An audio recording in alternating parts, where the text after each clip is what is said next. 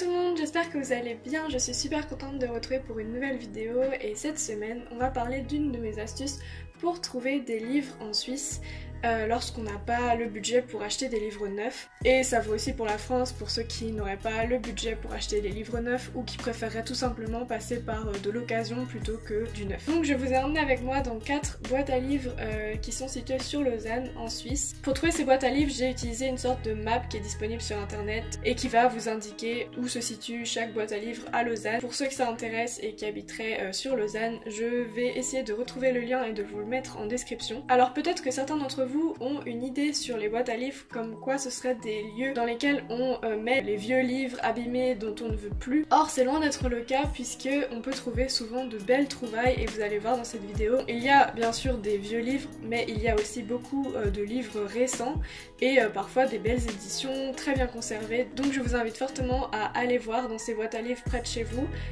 parce que parfois vous pouvez être vraiment surpris. La première boîte à livres où je me suis rendue, c'est une boîte à livres qui est séparée entre tout ce qui est BD et tout ce qui est roman, mais la partie BD n'est pas du tout utilisée, donc il n'y a vraiment que la partie roman que j'ai pu regarder.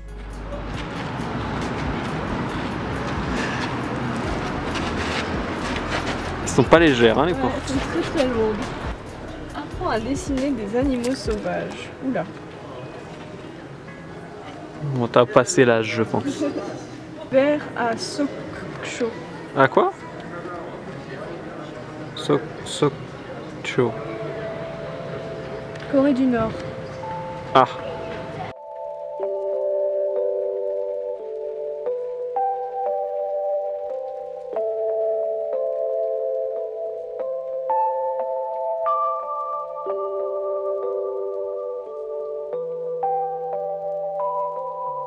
Ah, je l'ai dans une... Ah, mais il est en allemand. Ah merde. Je l'ai en poche, je crois. Ah, qu'est-ce qu'il y a d'autre? L'art de perdre. Ah, mais je connais cette écrivaine. Tu connais tout? C'est l'auteur qui s'est fait éditer aux éditions Les Perséides au début. Mais pas... C'était l'ancienne maison d'édition des Perséides. Ok. Classic English Crime Novel. C'est jolie la couverture. Oh, elle est magnifique effectivement. J'aime bien que ce soit comme ça. C'est en anglais? Ouais. Ah, Cyrano de Bergerac, de Rostand. J'avais essayé de regarder le film, il était pas trop mal je crois avec Depardieu. Ah ouais? Extrait. Non, pas l'extrait. Ah mais je connais cette... je crois que c'est elle qui a écrit je voudrais que quelqu'un m'attende quelque part. Il a une grosse déchirure dessus, c'est normal? Ouais, faut faire gaffe, il est bien abîmé. Ah merde, c'est... Ah. Vole ce livre. Sérieusement? Si tu le voles, t'as un souci ou pas? C'est quoi? Ça doit être un code binaire. Ah, ça fait un peu... la façon d'écrire, on dirait un peu normal people. Tu trouves? Ouais. Alors à présent je vais vous montrer ce que j'ai ramené de cette boîte à livres. Donc en premier on a ce livre qui s'appelle Hiver à Sokcho, j'espère que je prononce bien. Et l'auteur c'est Elisa Chua du Sapin, j'espère que je prononce bien aussi. Donc voilà, tout simplement c'est un livre poche. Ça m'avait fait beaucoup penser à ce livre-ci. Ce livre-ci, voilà, c'est une histoire sur une japonaise qui travaille dans les supérettes au Japon. Donc ce sont des supérettes qui ont la particularité d'être ouvertes 24 heures sur 24. Voilà. Ensuite, j'ai trouvé ce livre-ci qui s'appelle Fendre l'armure de Anna Gavalda. J'avais déjà commencé un livre d'elle, donc le livre c'était Je voudrais que quelqu'un m'attende quelque part. Je l'avais commencé et j'avais beaucoup aimé, je l'avais pas terminé mais je sais pas si je l'ai avec moi. Je l'ai peut-être pas pris avec moi, j'ai dû le laisser en France, mais en tout cas j'avais beaucoup aimé son style d'écriture, donc voilà, j'ai vraiment hâte de découvrir cette nouvelle lecture. Ensuite j'ai trouvé ce livre-ci d'Alice Zeniter qui est une auteure très connue. Je crois que j'avais aussi écouté un podcast de cet auteur.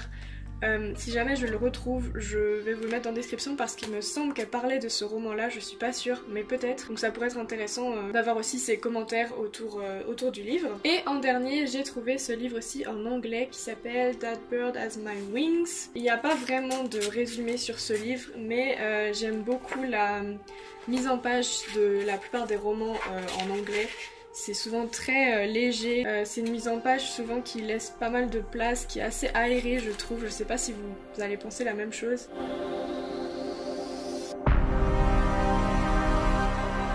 Alors pour la deuxième boîte à livres, on a eu une mauvaise surprise puisque quand on est arrivé, c'était une boîte qui était déjà vidée et qui apparemment a été fermée il y a peu de temps parce que le quartier a décidé de faire des travaux et du coup a rasé les arbres autour et a complètement vidé toute la boîte. Et le plus triste, le plus dommage je trouve dans cette histoire, c'est que il y avait des mots sur la boîte et on pouvait voir que les habitants utilisaient beaucoup cette boîte à livres et que du coup ils ont été pas mal surpris et déçus de voir que c'était une boîte qui allait disparaître.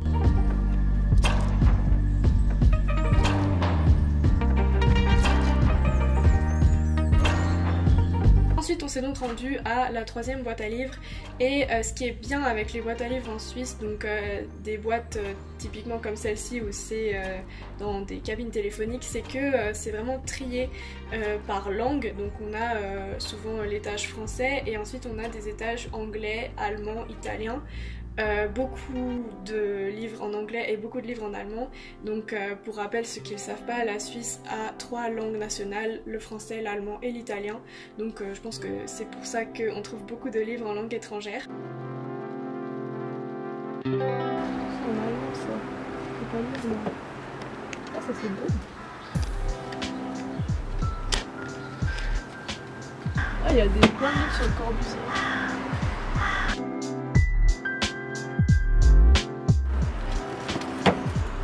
Made in France.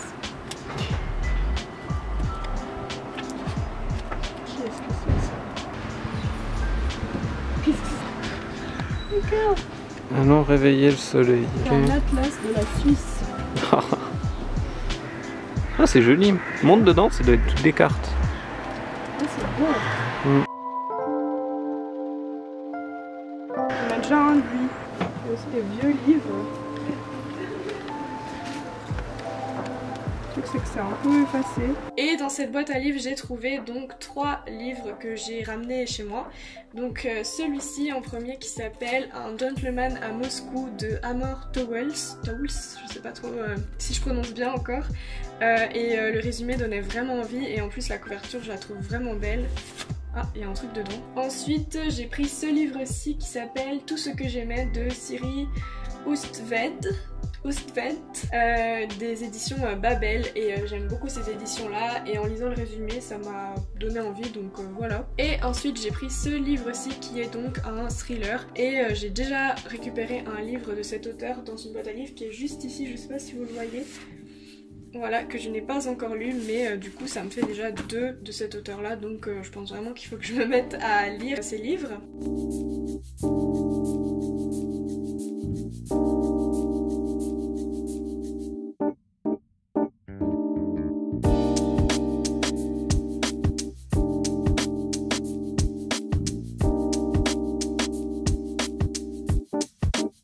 Et la dernière boîte c'était une petite boîte qui était située à l'intérieur de la Cinémathèque suisse. Donc j'ai commencé à regarder un peu ce qu'il y avait à l'intérieur et à ce moment là un incident est arrivé donc je vous laisse avec les images.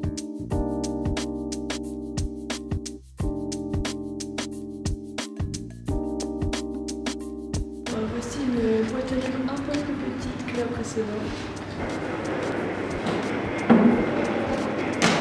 C'est que ça, la délicatesse.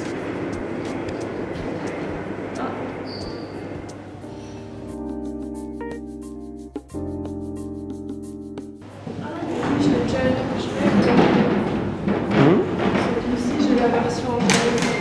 Ouais.